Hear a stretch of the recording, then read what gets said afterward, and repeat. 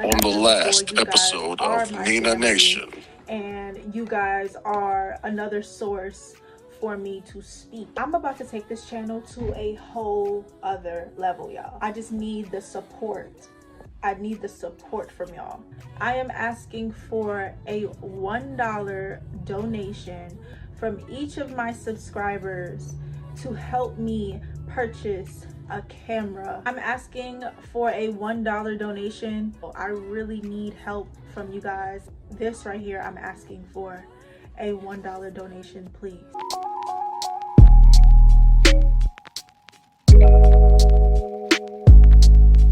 Hey guys, welcome back to my channel. If you are new, subscribe to my channel, like this video, and drop comments if you are already a part of Nina Nation. If not, welcome to the channel. Today we are basically going to be getting into we're going to do a little bit of journalism. We're going to talk about the projects in certain areas. So we are going to talk about New York, LA, Chicago, and Atlanta in that order, okay? So I feel as though this is a very important topic to talk about because I have built some relationships, and when I say relationships, I would say more so relatability with a lot of people in my comment section.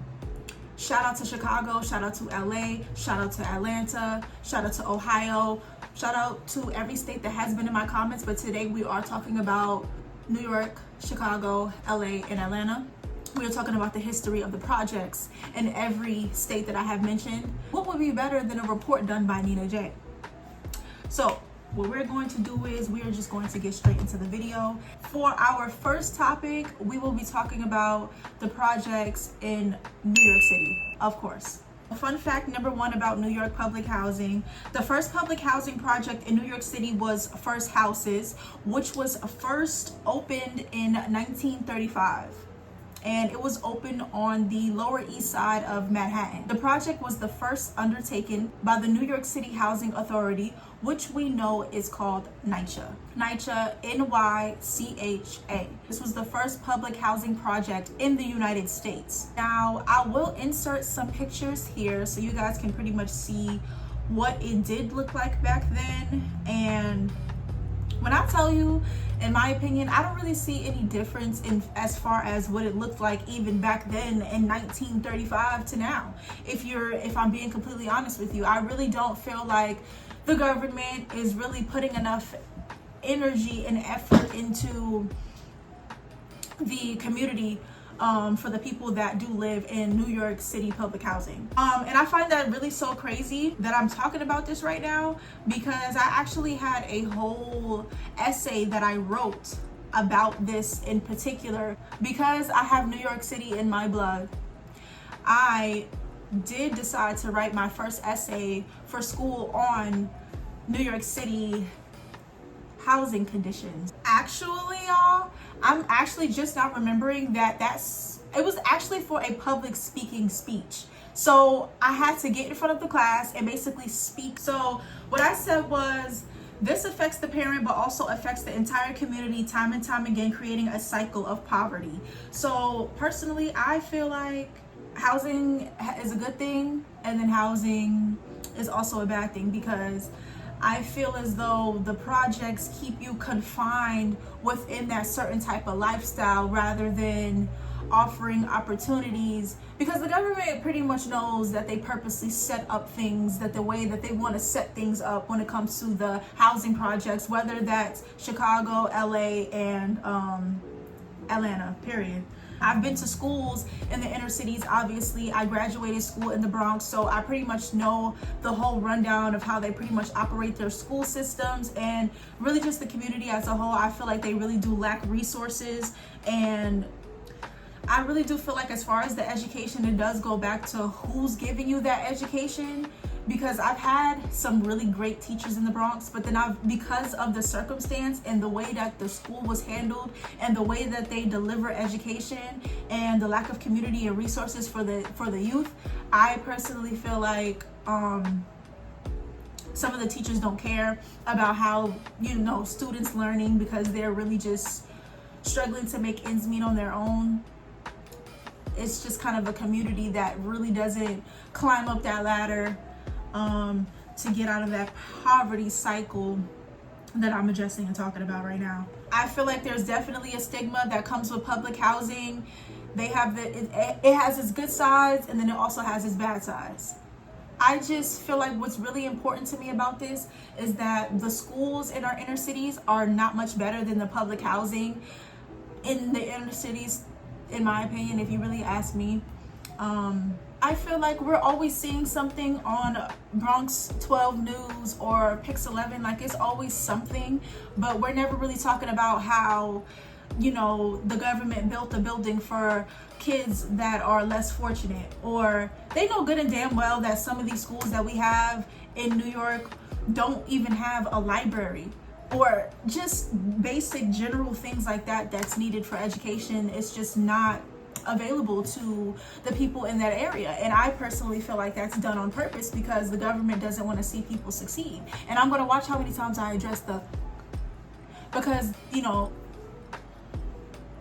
I don't have time for that. But I just personally feel like there's a huge lack of concern for the generation coming up when it comes to the educational system and programs being limited or barely available to our youth who live in our inner cities. Come on, I can't help but think that there is a plan made to keep the poor poor.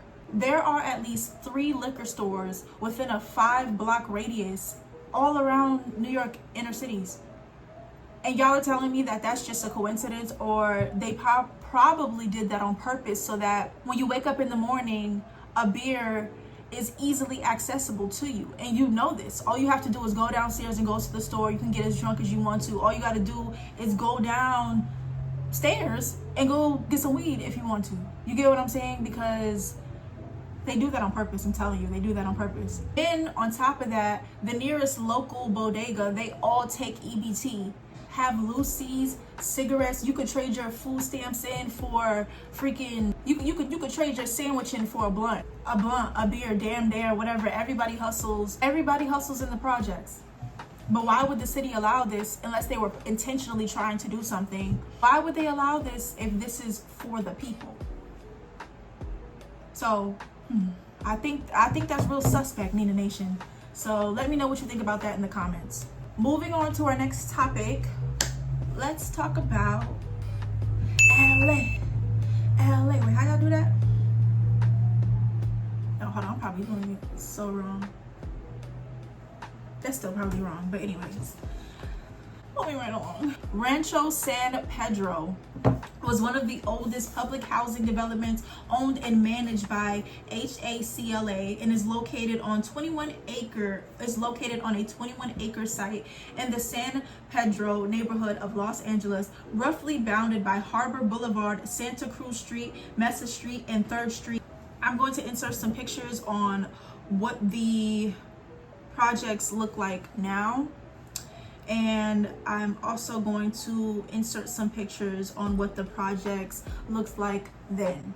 So I'm not gonna lie, every time I look at like a picture from LA, one thing that I notice is that it is very similar to New York. Everything is so like, even Chicago, everything is just so bunched together. And I know that they do this on purpose because you don't have no type of space or nothing. It's like a huge jail. That's what it's giving. I mean, what else do you call it? Usually places like this are 9 times out of 10 located next to the most horrible school in the district. And most of those schools were highly known for good education, but other races moved out and we moved in. So if you can kind of, put that together to really understand what I'm trying to say. I don't know. I can't help but think that there's some sort of shade within the whole housing scheme that they supposedly claim is supposed to be helping the community. But I can't help but think that there's some shade there, Nina Nation. I know that there are many like white trash projects because best believe I've seen some trailer trash in my life. Okay? Some trailer trash. The projects are something else though, like totally. Now, one thing that I can definitely say about LA is that The sun is always beautiful. Every movie that I have seen that has been shot in LA is absolutely gorgeous and beautiful. I would love to go over there, but I know that I would want to make sure that my pockets are suitable to live in a place like LA. Same thing with New York, because they are very similar. They're very similar. It's just crazy to me how in the same state as you is where all of these people shoot these wonderful TV shows and these wonderful movies and everything, and it's only a couple of train stops away. Or in LA, it's only a couple rides, a couple blocks down, and you're in the Hollywood. You know what I'm saying? Or for New York, you're in Manhattan. You know what I'm saying? Everything is right there. But a few stops away are the projects, and the people in those projects just don't understand that. I just kind of feel like that's kind of a crazy thing to know and to see, that only a couple blocks away are where the most famous models have done their work, or only a couple stops away is where these actors and all of these people have done like the most wonderful things that we see and watch on TV. But because the people who live in the projects are so confined to their project lifestyle, they're not even seeing that where they just shot your favorite movie at is literally a train ride away. It's very sad, to be honest. It's very unfortunate, but that's the world we live in. I know, like, I've watched some videos with my father on YouTube. We'll be watching videos about like just the projects in Watts or the projects in Compton, and like, yo, it really looks crazy. Like, I'm gonna keep it about, it looks crazy. And then it's crazy to me because the sun is always out there, so it's just, it just kind of looks even more just great. Just project. Anyways, moving right along. But we are going to move on to Chicago. Chief Keef said, well, he didn't say it, but she did. It was like, Chirac.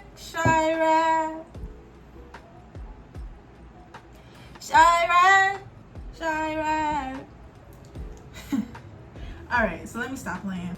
It says, the first part of what would become the vast Cabrini Green complex was the Francis Cabrini homes, completed by the CHA in 1942 to house an influx of war industry workers as well as veterans returning to Chicago during World War II.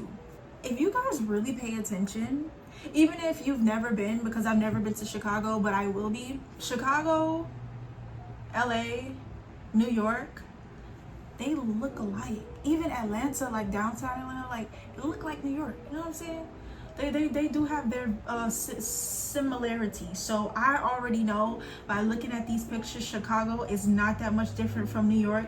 The same way that they have Chicago trains, same way they have them in New York. The only difference is that the Chicago trains actually run through the city, whereas New York, they kind of just have their own area where the trains will run. They don't run through our buildings and whatnot. But not literally through our buildings, but you know what I mean. And I'm going to insert a picture of how it looks now. In 1999, the Chicago Housing Authority revealed its plan for transportation that proposed the demolition of high-rise public housing, promoting Chicago government to take back control of the CHA. The first tower in the Cabrini Green complex was demolished in 2000 and the last in 2011. Chicago Cabrini Greenhouse's snipers, history of street cops, gangs, drugs, guns in the city of Chicago, and real snipers. So it says here that, I'll read this for y'all. This is a very important piece of information.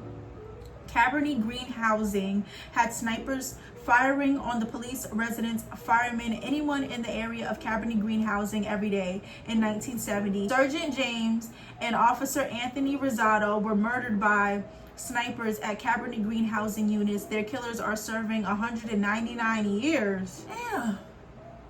They know damn well the man ain't gonna live to 199 years. My partners in our work Cabrini Green Housing area arresting gang members, and in 4 years confiscated over 600 various types of weapons. We also arrested 5 snipers at different times and locations, firing at residents, the police and firemen. My partners and I survived through the years as Chicago police officer. Wow. So y'all be with them, what y'all say? Y'all be with them choppers. With them choppers. That's how y'all say it down there, right? Yeah, they was going crazy in Cabernet Green back then. Now that we're on Chicago, I don't know why I didn't bring up the topic of Bronx River housing in New York, because I stayed in Bronx River. Bronx River was literally right next to my school, unfortunately. No, I'm just kidding. It was an experience. Everything is an experience. You know, I think that calls for us to move right along to the next state. Atlanta. I know you see it. I know you see it. So for Atlanta, we are going to be talking about Techwood Homes. It says, in 1935, Techwood Homes became the first public housing project built in the United States. The federally subsidized housing located immediately northwest of downtown Atlanta. What did I just say? Downtown. Because they put a lot of people who are within a specific community in the same areas. This has been going on from the beginning of time, so I'm going to put a picture of what it looked like then, and I'm also going to put a picture of what it looks like now. Techwood Homes was demolished in 1966. Before the 1966 or 1996. Techwood Homes was demolished in 1996 before the 1996 Summer Olympics. In and neighboring Clark Howell Homes are now a mixed-use area called Centennial Place. The first phase opened in 1996, just before the Centennial Olympics, hence the new name, I guess. What do y'all think about that? What do you guys really think about that? What I have come to see about the projects is that most of these housing authorities were supposed to help the community, but I really feel like it's more so hurting our community, but say less. Damn, y'all, like, I'm not even gonna lie.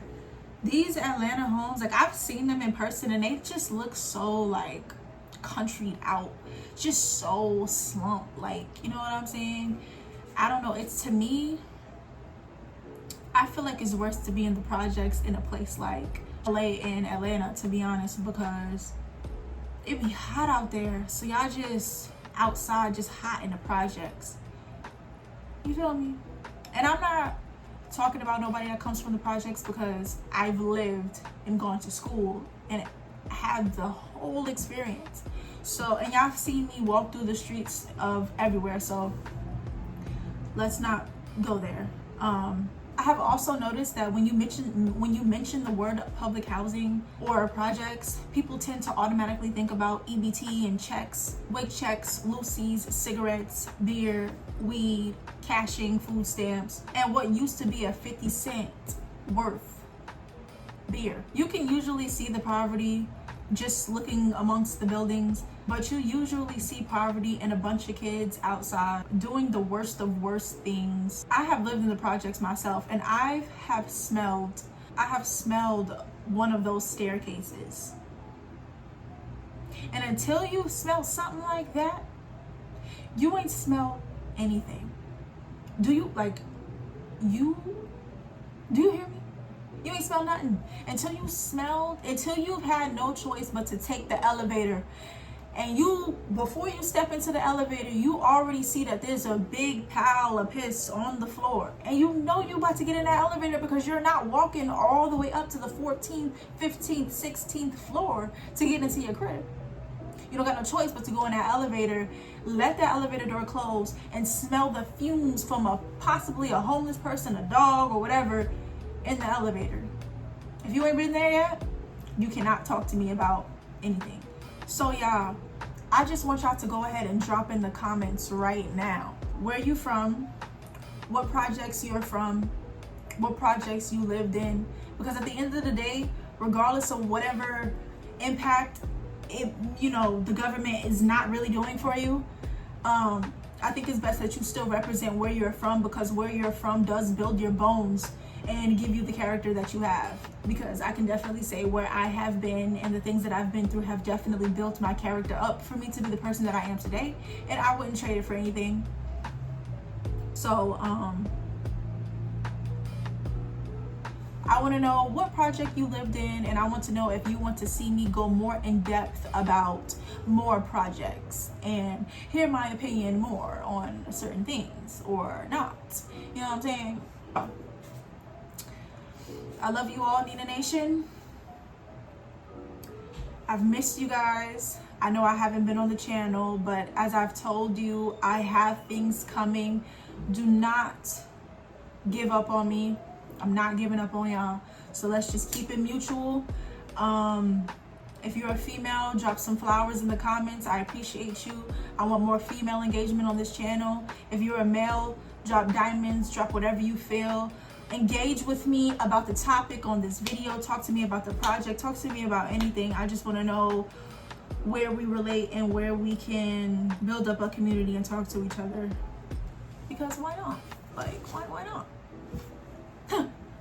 So, if you made it this far in the video, subscribe to the channel, like this video, comment on this video, drop diamonds, and I will see you in the next video.